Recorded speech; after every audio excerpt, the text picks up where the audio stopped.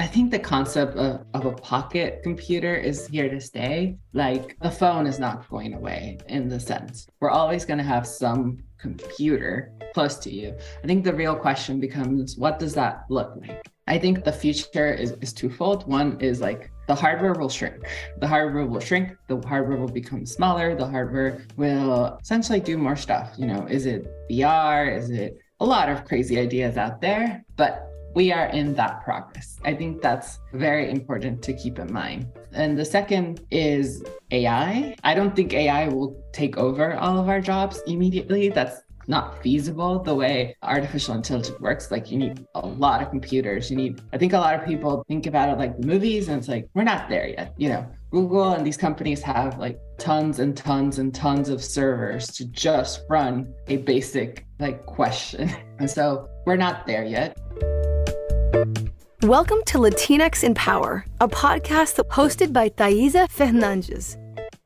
Welcome to Latinx in Power. Today we are talking with Melisa Márquez Rodriguez. Melisa is a highly accomplished software engineer manager with a passion for mobile app development and community engagement. With years of experience in the tech industry, Melisa has established herself as a leading expert in her field. She works as a Bachelor of Science in computer engineering and works as a senior software engineer at Cash App. Melisa's hard work and dedication have not gone unnoticed. In fact, she has recently featured on the prestigious BBC list of 100 inspirational and innovative women, a testament to her outstanding contributions to the tech industry and beyond. Whoa, I'm so excited with this conversation. Thank you so much, Melisa. Hi, everyone. Thank you. Thank you for having me. In this episode, Melisa will provide valuable insights into the world of mobile app development and showcase the importance of community involvement and work-life balance. So a question that I usually like to start is, what does it mean to be a Latina for you? I guess for me, I was born and raised in Puerto Rico. So for me, being Latina is that there's this underlying set of cultural experiences that unites a lot of Latin America, our shared heritage, our common struggles, our similar language. For me, it's always mind-blowing when I meet someone from any of the 30 countries plus from Latin America. And it's like, we are able to quickly find common ground. I think another thing for me that is very Latina for me is music. I come from Puerto Rico. Puerto Rico is known for a lot of important artists that have pushed Spanish music, especially across the globe. And for me, that there's our history from back in the 500 years ago when people meet on the fires to dance and meet and plan their new things to getting us through the current hurricanes and earthquakes that happen in Mexico and Puerto Rico. I think that magic that we are able to be together under one shared heritage, even if we are all from different countries, is very, very powerful for me. Amazing. I love that. And I love that you mentioned music. I think music is definitely part of our lives. And I feel especially now because, oh my God, we have so many artists up there and we listen to them on the radio. I always get so excited when I listen to the radio or even a music festival or any celebration with artists from Latin America. Oh my God, that's so incredible. And I love to see them speaking in Spanish and Spanglish. That's amazing. For me, it's I've been to multiple parts of the world and every so often there's one song, but at least one song comes out and it's I know these people, which is very exciting. I feel you. That's incredible. And can you tell us about your background and how you became a software engineer manager specialized in mobile apps? Yes, I guess there's two parts to this. There's the how do I become an engineer and how do I become a manager? Because these are two parts of my personality, myself, and I've managed to combine them into being an engineering manager. But how I got into technology, it's not a super happy story. When I was 12, I got hit by a hotel bus and I was out for a year and I couldn't go to school for 6 or 7 months. And this was the early 2000s. This was before iPhones, before social media, before now we're glued to these technologies. But back then, a computer was this fancy thing. And for me, I always had this aching question of like, how does this magical device come from electricity? And that was like my big goal. And so during high school, I studied on Saturdays. I took a lot of extra classes to kind of try to get myself to the School of Engineering in the University of Puerto Rico. And I eventually got there and I studied computer engineering. The manager part, leadership, the school was very far away from me. And so when I moved to the University of Puerto Rico, I didn't know how to make friends. I didn't know anyone. Everyone was very far away. So the way I solved that problem was I started volunteering. And I volunteered in a lot of student organizations, EEE. I was part of the student government. I was all over the place. And that kind of connects back to how I got into mobile and I currently live in the Bay Area. Back in 2010, I was the president for the EEE Computer Society, the student chapter back in Puerto Rico. And we wanted to show students new technologies. That was our big audacious goal for the year. It was like, what can we show people that the professors cannot? And so we contacted Google. We said, hey, Google, can you help us with this project? And we created we call it the Android Development Challenge. There's this very similar one that existed at that time. And we kind of organized throughout the entire university, and we had a bunch of people building their first Android apps, and this was like before the major apps, people were building things like a coin flipper and things like that. And that's how I personally got into mobile. As the organizer, I'm always a believer of like, I need to know something about that specific item. And so I learned Android that way. And so throughout, I kept working on Android until I graduated in 2014. And at some point, my friend was, hey, you're very good at this Android thing. You should apply to Silicon Valley. And I applied to a bunch of different companies. And I got very lucky with this company called Weebly. They flew me over and offered me to join. And I became their kind of like lead Android developer for a while.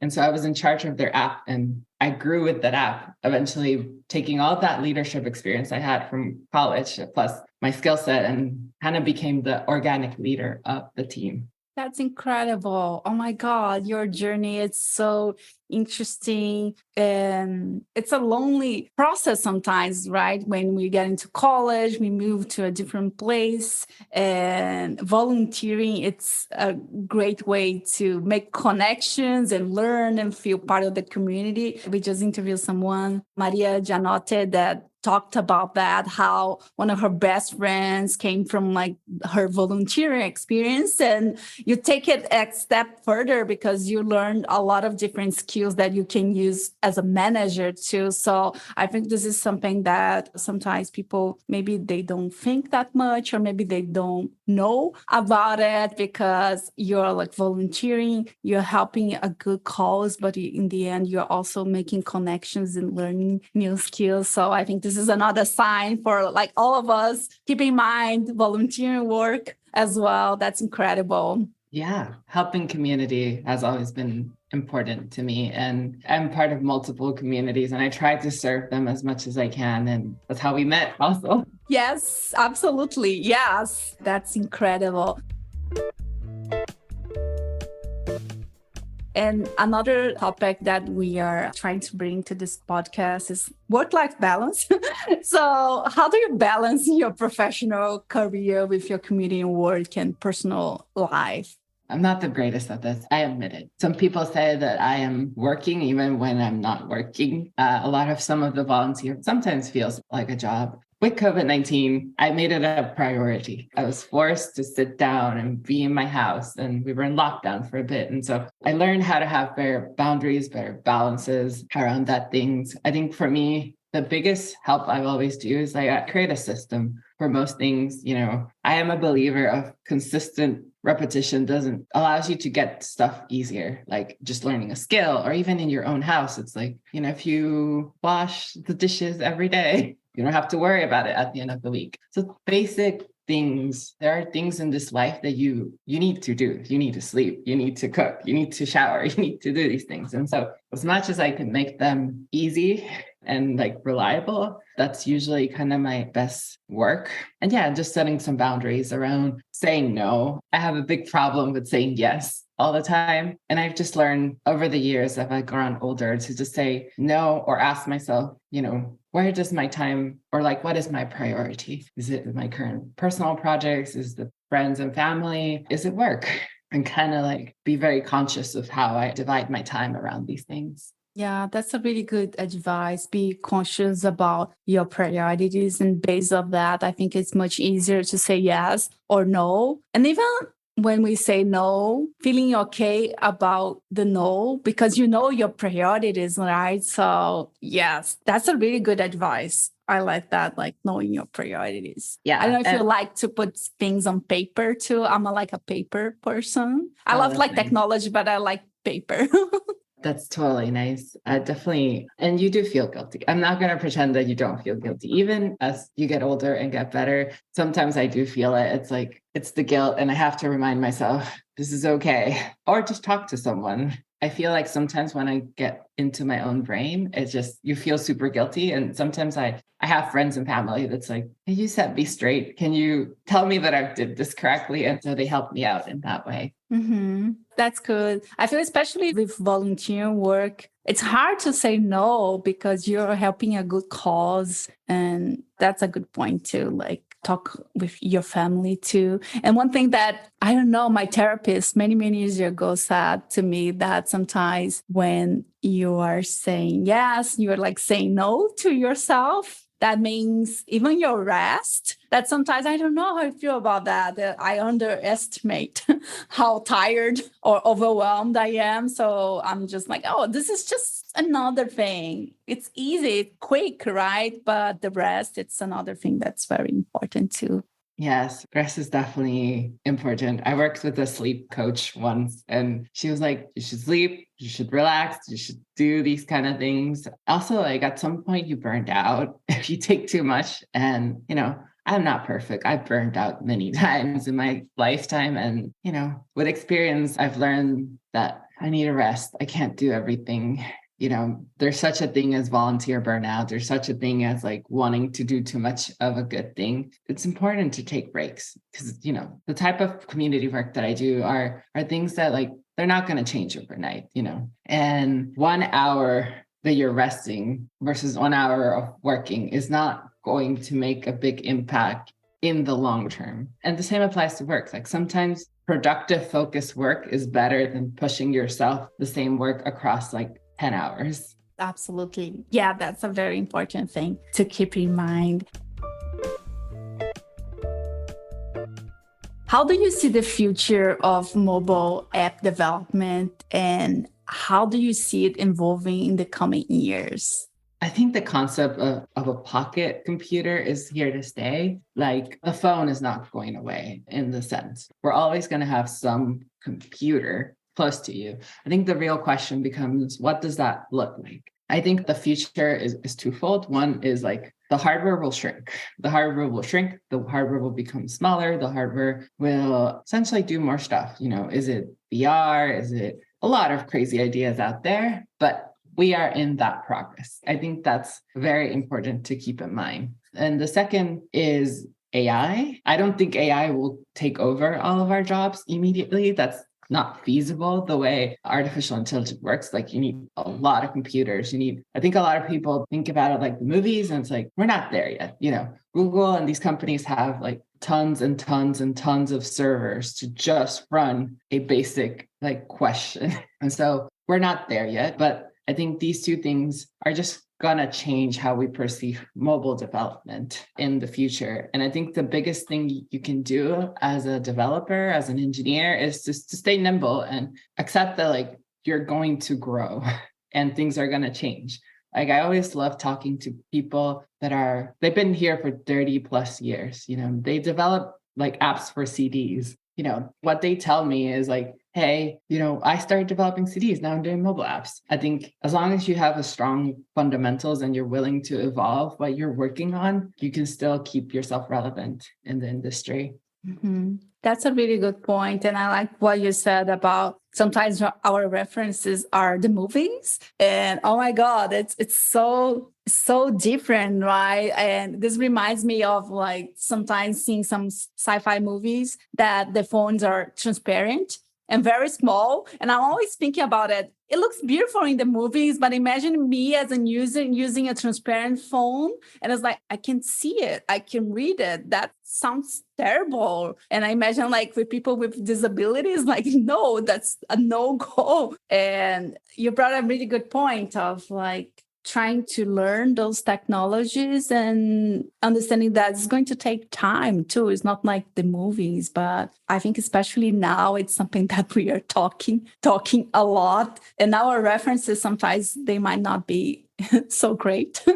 Yeah, it's good that people keep up, but also remember that, media and YouTube and social media amplifies everything. And it's important to remember that, like, is this true? Also, how much do you really need to know about this topic? Like, are you going to be an AI specialist or do you just need to work with AI? Those are two very different things. Mm-hmm. Yeah, absolutely. And I think the focus now is also, I don't know, maybe because of the media, the focus, I feel that is not in the right direction. For me, for example, something that I have been thinking about is misinformation, how we are going to handle that, how the future is going to look like. Because now, especially like for me, being Brazilian, being Latina, sometimes I just freak out because my parents, for example, they use WhatsApp a lot. And sometimes they share with me a lot of fake news. And I ask them some questions. It's very, very basic, but for them, they don't understand. Sometimes my father, for example, he receives a lot of fake news. And I checked the website. I was like, this is not legit. It's clearly not legit. And sometimes it's like a video of someone saying that they are a specialist. And my father believes they are, but I was like, it doesn't sound legit. They are just like spreading fake news. So I quite often think about that because if my parents, a lot of my family, or even myself sometimes when we check something very fast, we don't think too much. And when something is clearly like fake and spreading misinformation, so it's something that, I don't know, it sounds very scary.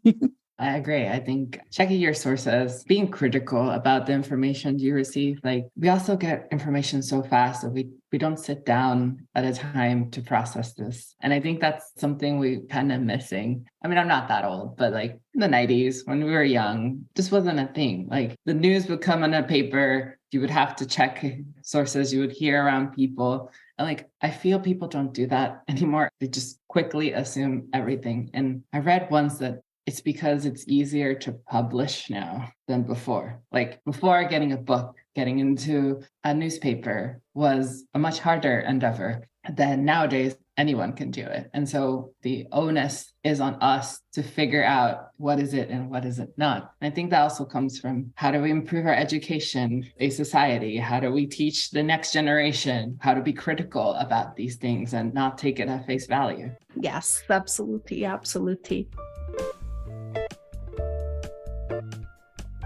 And who has been the biggest influence on your life and career? I always say it's very cliche, but it's my parents. My parents and I were from Fajardo, Puerto Rico. This is even within the context of Puerto Rico, we are a very tiny town that we're on the coast and not a lot happens there. And, they both inspired me in very different ways. And it kind of shows up. My father, he's a teacher. He's a physical education teacher and he's a sports coach. And I'll be very frank, I don't love to follow sports, but he taught me a lot of lessons using sports as a medium. And, a few lessons are, I always remember him complaining to his high school basketball students. They were pretending to be the NBA, but they couldn't shoot a basic ball. He was very angry at them because it's like, you don't even know how to shoot the ball and you're pretending to be, Kobe Bryant. That's a lesson I've taken forever. It's like, learn the fundamentals of whatever you need to know. You don't need to be an expert in everything. You just need to know enough that you know the basics and you can have a conversation with people around it, but you don't need to be like a super in-depth personality. And so whenever I am doing something new, I apply that. It's like, what is the very basic things I need to know so I can be effective at this? I think the other part from sports that I've kind of learned is community and helping other people out. I saw how my dad, he was a community leader. He helped other folks. He helped students get out of trouble by just being them and providing them a ball to shoot. And so that's one aspect from my dad. And then from my mom is a very smart aspirational woman that she had me when she was 19. And I saw her grow.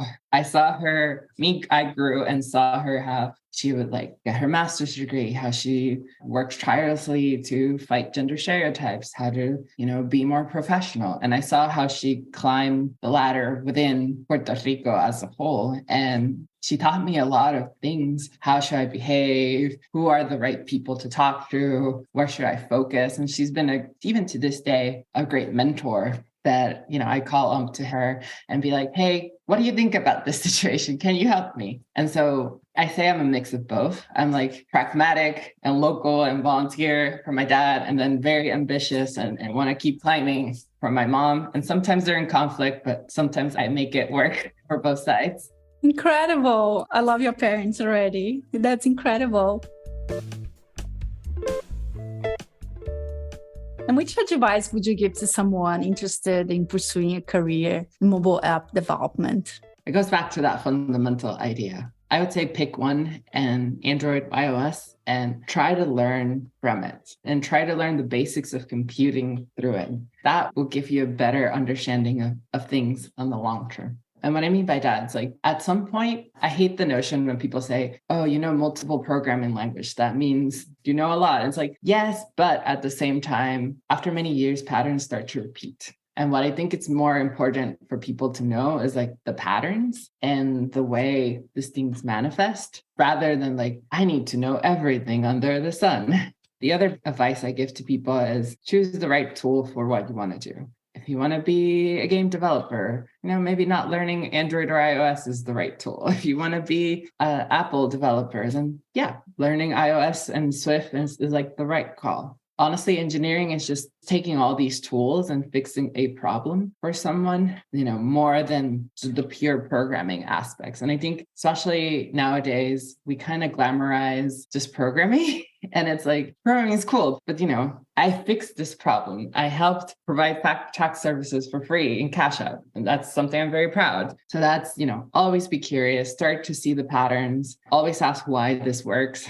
There's always people who are willing to explain. And at some point with growth, you'll start to see that like it repeats, the cycle repeats after a few years. Yeah, absolutely. I really like this notion of focusing on the problem. And I think especially you need to be passionate about your users. You want to help your users, right? Making their life better or providing a benefit, or like focusing on the problem and how you can help your users. I think it makes everything more interesting, to be honest, I feel. Agree. And, I come from a old school engineering in Puerto Rico. Like computer science is not as evolved, but there's a lot of civil, there's a lot of mechanical engineers. And like, I always take the example of a bridge. It's like when you're building a bridge, the bridge can't fall.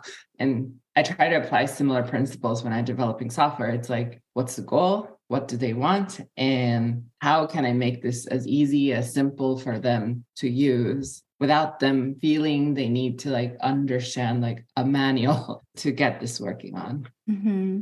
Incredible. And in this episode, we are all about sharing stories, sharing resources. So I'd like to hear from you. Which resource helped you in your journey?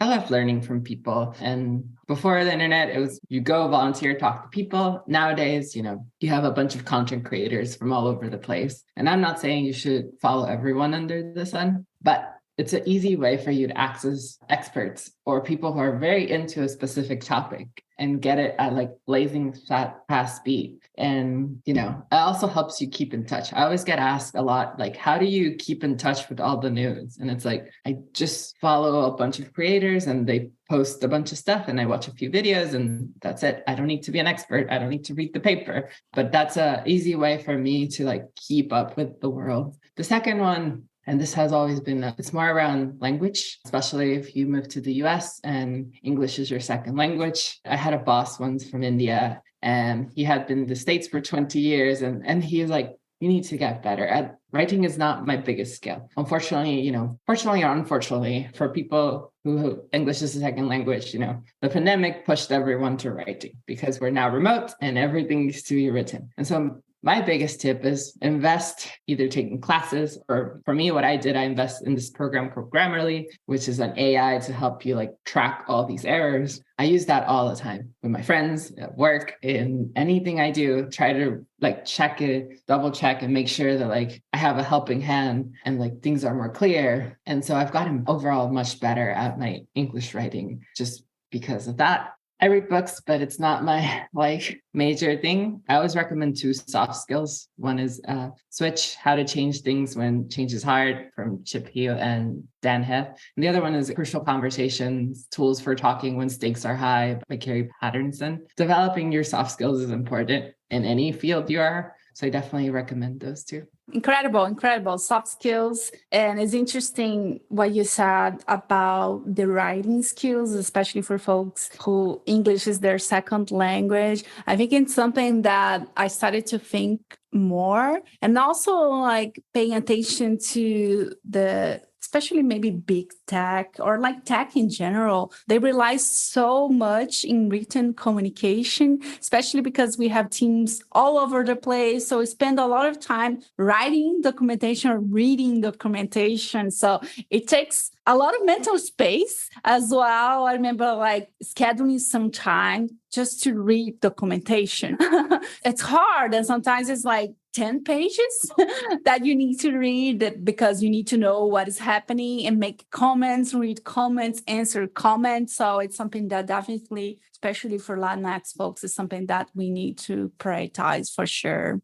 Yeah, I agree, 100%. As the world becomes more globalized and more async, this is a crucial skill that you need to know. This is a funny story, but I always remember one of the weird quirks about Puerto Rico is, since we're part of the US, we get like everything very early on. And I was the first kind of generation of people that like had to learn English, because at some point we weren't getting anything in Spanish, or it was like 4 or 5 times more expensive. And I always remember my parents being like, it was a video game. I think it was The Legend of Zelda. And I was like, don't understand. I don't understand the book either. They bought me the guidebook. I was like, can you help? And they didn't know how to help. And that's like, for me, that was a big aha moment. It's like, I need to invest all my life in this. Otherwise, I can't get forward. Yeah, absolutely. Absolutely. That's so interesting, because now like I love to read. I read a lot, and I read a lot in English. And now I'm trying to force myself to read in Portuguese too, because, you know, sometimes I don't want to read the translation of the book in Portuguese. So every time I go to Brazil, I usually buy some books from Brazilian authors because I want to read in Portuguese. So that's so funny.